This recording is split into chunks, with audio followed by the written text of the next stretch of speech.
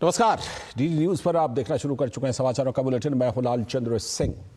देखेंगे देश और दुनिया की तमाम बड़ी खबरें, लेकिन सबसे पहले इस समय की हेडलाइंस।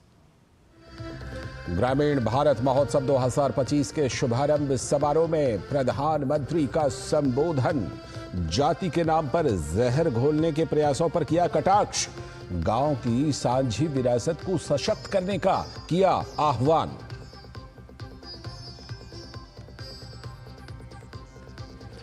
दिल्ली चुनाव के लिए भाजपा की पहली सूची में 29 उम्मीदवारों के नाम। नई दिल्ली में केजरीवाल के खिलाफ ताल ठोकेंगे परवेश वर्मा, रमेश बिधूड़ी, कैलाश गहलोत और अरविंदर सिंह लवली को भी टिकट।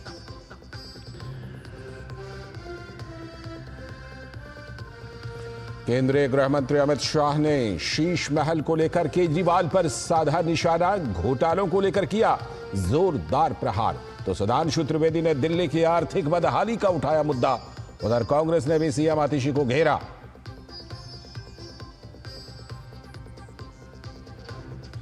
अजमेर शरीफ दरगाह पर प्रधानमंत्री नरेंद्र मोदी की तरफ से चढ़ाई गई चादर। केंद्रीय मंत्री किरेन रिजिजू ने दरगाह में सौंपी चादर। पढ़ा प्रधानमंत्री का संदेश। देश के विकास और विश्व शांति के लिए मिलकर काम करने की कामना।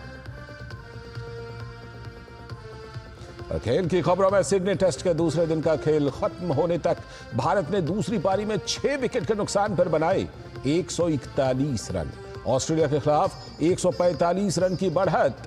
ऋषभ पंत ने जड़ा ताबड़तोड़ अर्धशतक। हेडलाइंस के बाद देखते हैं खबरों को विस्तार से। सबसे पहले इस समय की सबसे पहली और सबसे बड़ी खबर। प्रधानमंत्री ने ग्रामीण भारत महोत्सव में शिरकत की। उन्होंने नई दिल्ली स्थित प्रगति मैदान में भारत मंडपम में प्रदर्शनी देखी, जिसमें ग्रामीण भारत की प्रगति और तकनीक को दिखाया गया है। हस्तशिल्प और जैविक खेती के उत्पाद विशेष आकर्षण हैं। ग्रामीण भारत महोत्सव का आयोजन नाबार्ड वित्त सेवा विभाग वित्त मंत्रालय के साथ मिलकर कर रहा है। प्रधानमंत्री ने कहा कि पहले सरकारों ने गरीबी हटाओ का नारा खूब दिया, लेकिन गरीबी कम नहीं हुई। लेकिन बीते 10 सालों की नीतियों और इरादों की वजह से ग्रामीण इलाकों में बुनियादी ढांचों का विकास हुआ है और ग्रामीण गरीबी कम हुई है। स्टेट बैंक ऑफ इंडिया की रिपोर्ट क्या कह रही है? वो कहते हैं 2012 में भारत में ग्रामीण गरीबी, रूरल पॉवर्टी, यानी गांवों में गरीबी करीब 26% थी, 26%। 2024 में 2024 में भारत में रूरल पॉवर्टी यानी गांवों में गरीबी घट कर गए। पहले जो 26% गरीबी थी, वो गरीबी घट करके 5% से भी कम हो गई है। और देश की गांवों की एकता और समरसता को तोड़ने वाली ताकतों के खिलाफ सतर्क और एकजुट रहने की प्रधानमंत्री ने अपील की। उन्होंने कहा कि गांव की सांझी संस्कृति को जीवंत बनाए रखने की जरूरत है। हमारे गांव की पहचान गांव के सौहार्द और प्रेम से जुड़ी होती है। इन दिनों कई लोग जाति के नाम पर समाज में जहर घोलना चाहते हैं, हमारे सामाजिक ताने बाने को कमजोर बनाना चाहते हैं। हमें इन षड्यंत्रों को विफल बनाकर गांव की साझी विरासत, गांव की साझी संस्कृति को हमें जीवंत रखना है, उसको सशक्त करना है।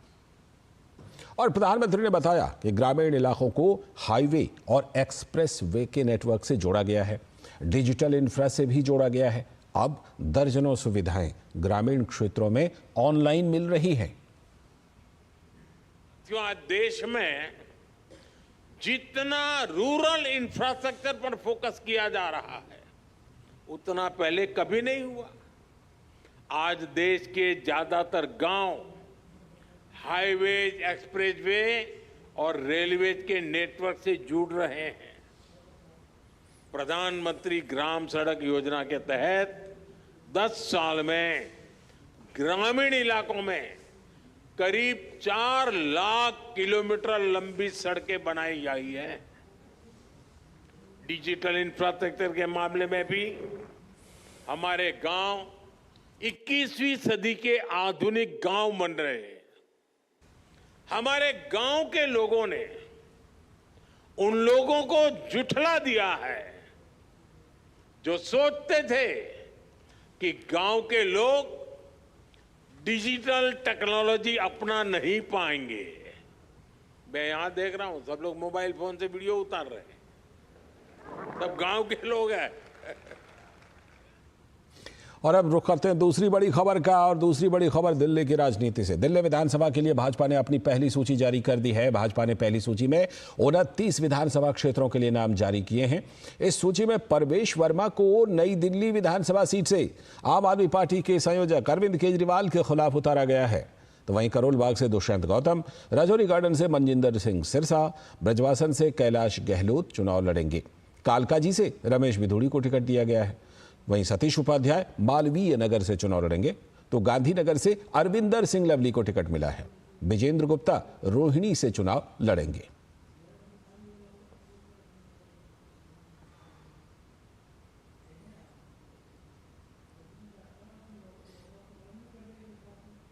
इस बीच केंद्रीय गृह मंत्री अमित शाह ने अरविंद केजरीवाल पर बड़ा हमला करते हुए कहा कि केजरीवाल जब राजनीति में आए तब कहते थे हम सरकारी गाड़ी नहीं लेंगे, सरकारी बंगला नहीं लेंगे। आज 50,000 गज में दिल्ली वासियों के 45 करोड़ रुपए का अपने लिए शीश महल बनवा लिया। गृह मंत्री ने कहा कि वो दूसरों से हिसाब किताब मांगते ही रहते हैं। केजरीवाल जी, आपको दिल्ली की जनता को हिसाब देना पड़ेगा। जो राजनीति में आए तब कहते थे हम सरकारी गाड़ी नहीं लेंगे, सरकारी बंगलो नहीं लेंगे, एक नए प्रकार की राजनीति का आगाज करेंगे।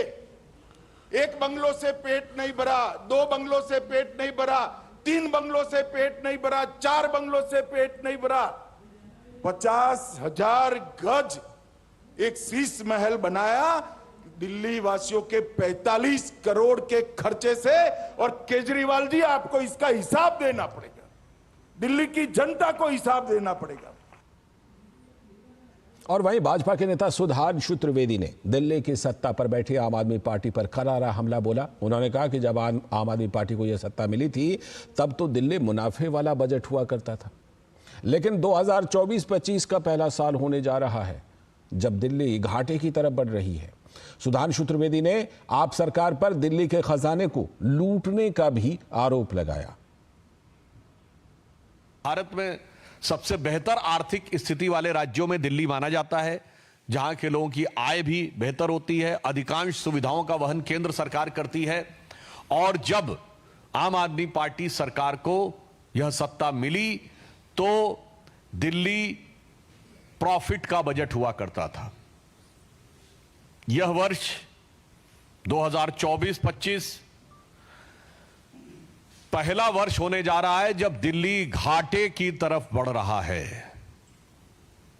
और वह घाटा कितनी बड़ी चुनौती लेके आया है, इसका प्रमाण यह है कि 2024-25 के यानी वर्तमान फाइनेंशियल ईयर के लिए दिल्ली सरकार ने national small saving fund NSSF से 10,000 करोड़ रुपए का ऋण लेने के लिए पत्रावली मूव की है।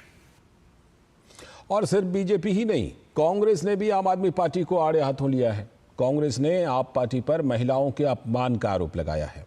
कांग्रेस की नेता अलका लांबा ने कहा कि आम आदमी पार्टी के नेताओं ने बाबा साहेब अंबेडकर के संविधान का अपमान किया है। पार्टी में स्वराज है, लोकतंत्र है, नेता खुद ही तय कर लिया कि मुख्यमंत्री अगला कौन होगा, कहते हैं मैं होऊंगा। पूछा गया आतिशी क्या है, वो तो टेम्परेरी है। तो ये जब टेम्परेरी शब्द उन्होंने यूज किया तो ये बाबा साहब अंबेडकर के संविधान का, उस संवैधानिक पद का और उस पद पर एक महिला का अपमान है। बिल्कुल आतिशी को जवाब देना होगा, बोलना होगा। ये बात सिर्फ आतिशी की नहीं है, ये संविधान की है, संवैधानिक पद की है और उस पर बैठी एक महिला के सम्मान की बात है। अब उसे जवाब देना चाहिए कि आतिशी टेम्परेरी मुख्यमंत्री अपने आप को मानती हैं, या नहीं, हाँ या ना का जवाब दीजिए। लेकिन आपकी कालका जी की जनता हो, दिल्ली की जनता हो, इसको बिल्कुल इसको लेकर उनमें एक आपत्ति है कि ये गलत है। साथ ही पंजाब से कांग्रेस नेताओं ने आज प्रेस कॉन्फ्रेंस कर आपकी राज्य सरकार पर जमकर हमला किया।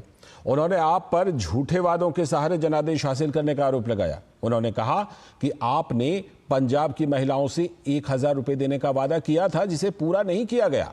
इसी तरजीह पर अब दिल्ली के महिलाओं से भी 2100 रुपए देने का वादा कर रहे हैं। लेकिन यह वादा कैसे पूरा होगा और बजट में इसके लिए क्या प्रावधान है, इसका खुलासा नहीं कर रहे हैं।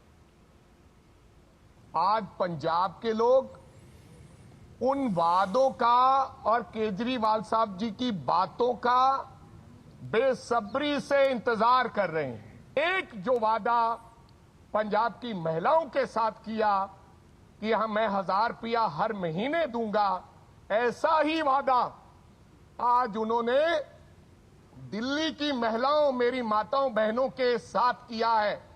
और यहां 1000 रुपया नहीं, 2100 रुपया देने की बात की है। ना 2100 कहां से आएगा, कौन देगा, क्या बजट में प्रोविजन होगी और कैसे उसको लागू किया जाएगा, इसका कोई इंतजाम नहीं है, लेकिन वादा कर दिया। अगली खबर, ग्लोबल वार्मिंग इस समय दुनिया के लिए चुनौती बना हुआ है, जिसको लेकर विश्व में सरकारें और संस्थाएं काम कर रही हैं। तो वहीं भारत की बात की जाए तो सरकार के द्वारा इस गंभीर विषय को राष्ट्रीय और अंतर्राष्ट्रीय स्तर पर लगातार उठाया जा रहा है। इसी कड़ी में केंद्रीय कृषि मंत्री शिवराज सिंह चौहान पिछले 4 सालों से लगातार पेड़ लगाकर अपना योगदान दे रहे हैं। केंद्रीय कृषि मंत्री ने जहां दिल्ली में अपने आवास के बाहर पेड़ लगाने का काम किया, तो वहीं फरवरी 2021 से भोपाल में उन्होंने इसकी शुरुआत की थी, जिसके बाद वो हर दिन कम से कम 1 पेड़ लगाते हैं। कृषि मंत्री ने बताया कि उनकी प्रेरणा प्रधानमंत्री नरेंद्र मोदी हैं। साथ ही हर व्यक्ति को विशेष अवसर पर वृक्षारोपण करना चाहिए। केंद्रीय कृषि मंत्री शिवराज सिंह चौहान जी हमारे साथ हैं। सर, अभी मैंने देखा कि आप सुबह सुबह वॉक करते हुए पेड़ लगाने गए। कब से आप ये पेड़ लगाने की प्रक्रिया कर रहे हैं और इसके पीछे का उद्देश्य क्या है?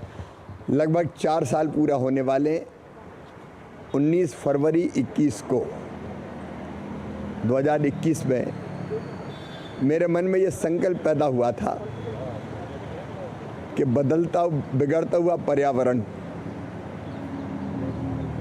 आने वाली पीढ़ियों के लिए संकट बनेगा, और अगर धरती को आने वाली पीढ़ियों के रहने के लायक बनाए रखना है तो पर्यावरण बचाना बेहद ज़रूरी है, और उसका सशक्त माध्यम है वृक्षारोपण, पेड़ लगाना। इसके पीछे की प्रेरणा आपको कहाँ से मिली? देखिए, प्रधानमंत्री जी ने भी पर्यावरण को बचाने की अपील की और जीरो नेट का उन्होंने टारगेट दिया। मध्य प्रदेश का मुख्यमंत्री रहते हुए हम वृक्षारोपण अभियान चलाते थे, लेकिन वृक्षारोपण अभियान एक दिन चला और फिर ख़त्म हो जाता था। कई बार पेड़ भी सुरक्षित नहीं रह पाते थे, इसलिए लगा कि इसको जीवन का एक अंग बना लेना चाहिए, तभी हम लोगों को प्रेरणा दे पाएंगे। सवाल मंत्रिमंडल के साथियों से और बाकी लोगों से भी अपील करेंगे? मैं तो जनता से सदैव भी अपील करता हूँ कि रोज़ नहीं तो विशेष मौक़ों पर ज़रूर पेड़ लगाएं। प्रधानमंत्री जी ने भी 1 पेड़ माँ के नाम अभियान चलाया था, तब भी बड़ी संख्या में पेड़ लगे। पेड़ लगाना जीवन का अंग बने। किसी कार्यक्रम के प्रारंभ में लगाया जा सकता है, शुभ अवसर पर लगाया जा सकता है, पुण्य स्मृति में लगाया जा सकता है। सबको पेड़ लगाना चाहिए। सबको पेड़ लगाना चाहिए, और ख़ास कर हमें इस बात का ज़रूर ध्यान रखना चाहिए, जितनी ऑक्सीजन हम ले रहे हैं कम से कम इतने पेड़ लगाएं, कहना है केंद्रीय कृषि मंत्री शिवराज सिंह चौहान का। कैमरा पर्सन विक्की राजपूत के साथ निशांत राय, डीडी न्यूज़, दिल्ली। आज की एक और बड़ी खबर, प्रधानमंत्री नरेंद्र मोदी द्वारा ख्वाजा मोइनुद्दीन चिश्ती को भेजी गई चादर को केंद्रीय अल्पसंख्यक मामलों के मंत्री किरेन रिजिजू ने शनिवार को अजमेर शरीफ दरगाह पर चढ़ा दिया। किरेन रिजिजू के साथ भाजपा के अल्पसंख्यक मोर्चे के राष्ट्रीय अध्यक्ष जमाल सिद्दीकी भी मौजूद थे।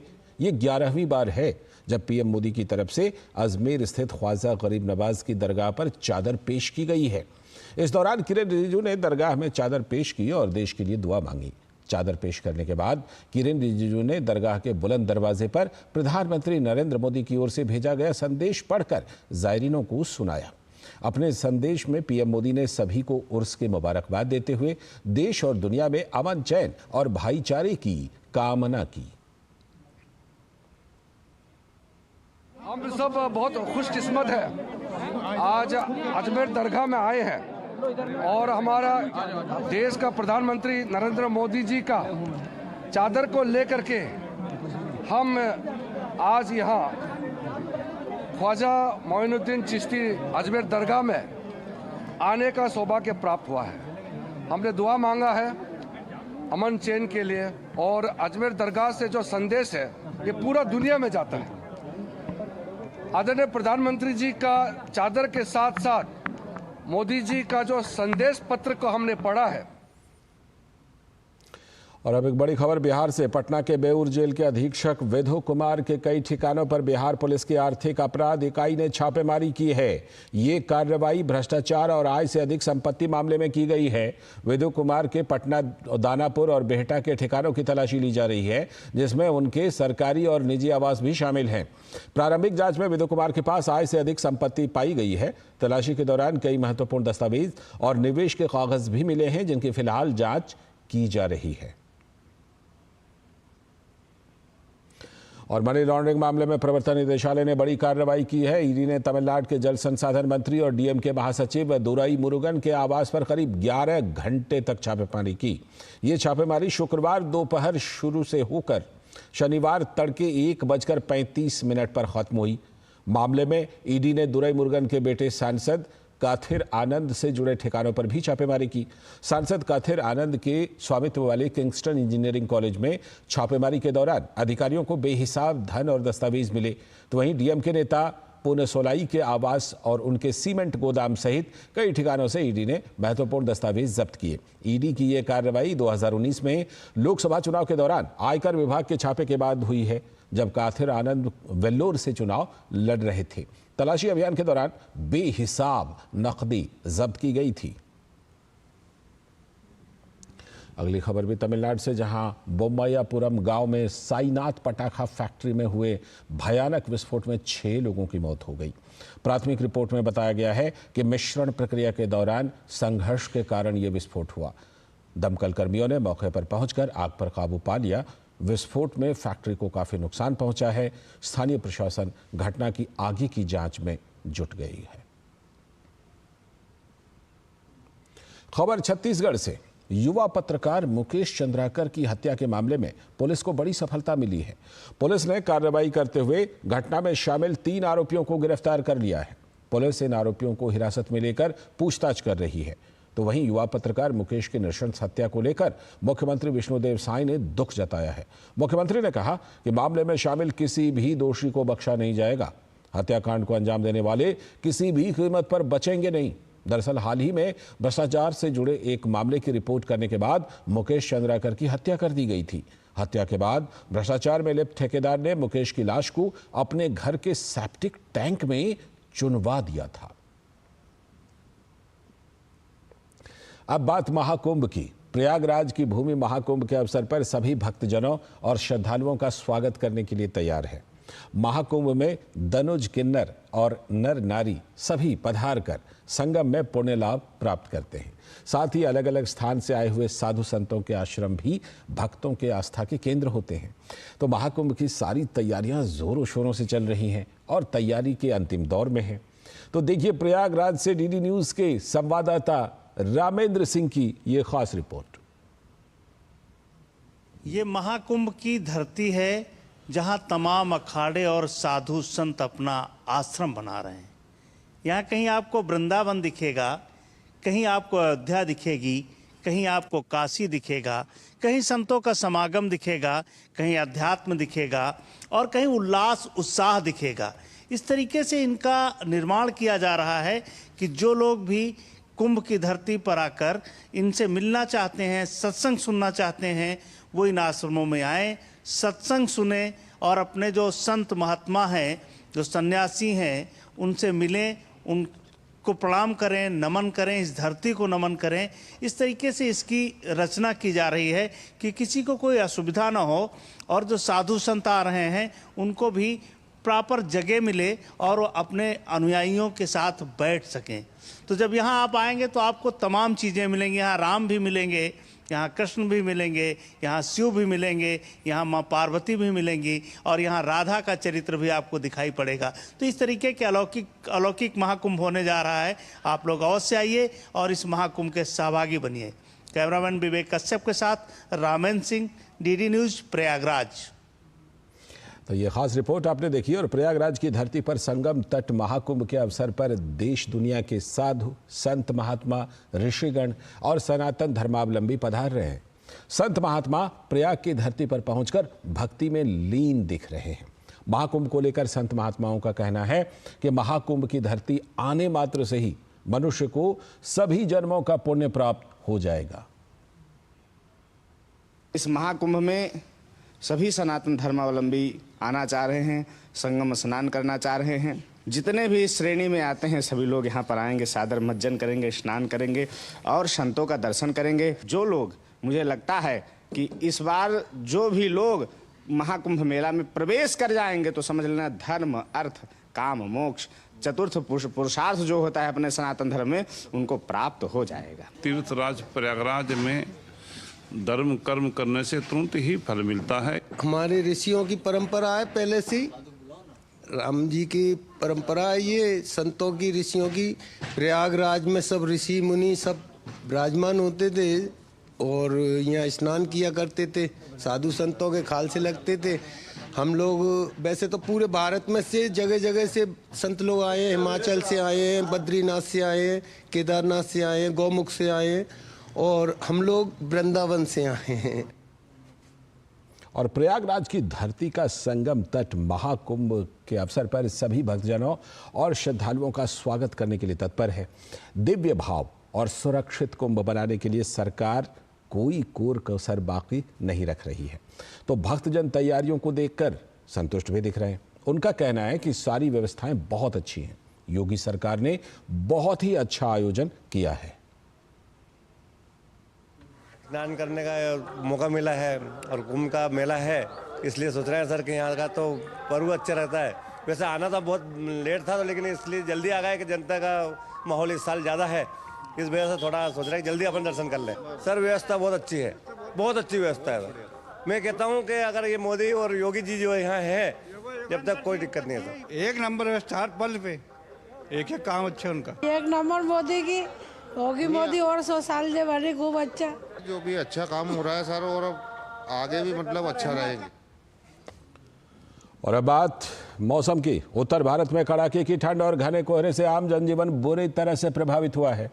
आज सुबह से ही घना कोहरा छाया हुआ है, जिससे कई इलाकों में दृश्यता शून्य बनी रही। दिल्ली, उत्तर प्रदेश और हरियाणा में कोहरे की वजह से वाहनों की आवाजाही बाधित रही और दिल्ली हवाई अड्डे पर तो उड़ानें भी प्रभावित हुई। दिल्ली, उत्तर प्रदेश, चंडीगढ़, हरियाणा और पंजाब समेत उत्तर पश्चिम और मध्य भाग में घने कोहरे का ऑरेंज अलर्ट जारी किया गया है। मौसम विभाग के अनुसार अगले 2 दिनों के दौरान उत्तर पश्चिम और मध्य भारत के कुछ हिस्सों में घने कोहरे और शीतलहर की स्थिति बनी रहेगी।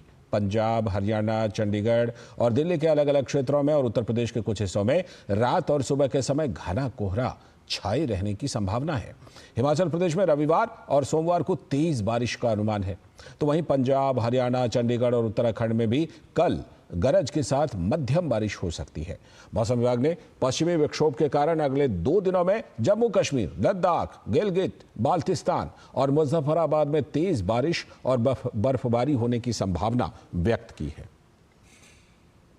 तो हिमाचल प्रदेश में भी मौसम एक बार फिर से करवट लेने वाला है। पिछले दिनों में लाहौल स्पीति में हल्की बूंदाबांदी हुई और न्यूनतम तापमान में शिमला में खास तौर से बढ़ोतरी दर्ज की गई है। साल 2001 के बाद दूसरी बार जनवरी में सबसे ज्यादा न्यूनतम तापमान दर्ज किया गया है।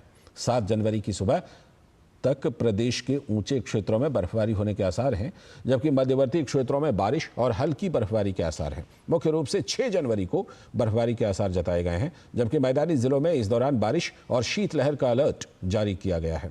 शिमला में भी 5 जनवरी की रात से 7 जनवरी की सुबह तक बारिश और बर्फबारी के आसार जताए गए हैं। आने वाले दिनों में अभी जो थोड़े थोड़े बादल आने शुरू हो गए हैं और एक वेस्टर्न डिस्टर्बेंस का प्रभाव फिर से हमारे पास 4 तारीख की लेट नाइट से हिमाचल प्रदेश और जो जम्मू कश्मीर का एडजॉइनिंग एरिया वहां से स्टार्ट होगा।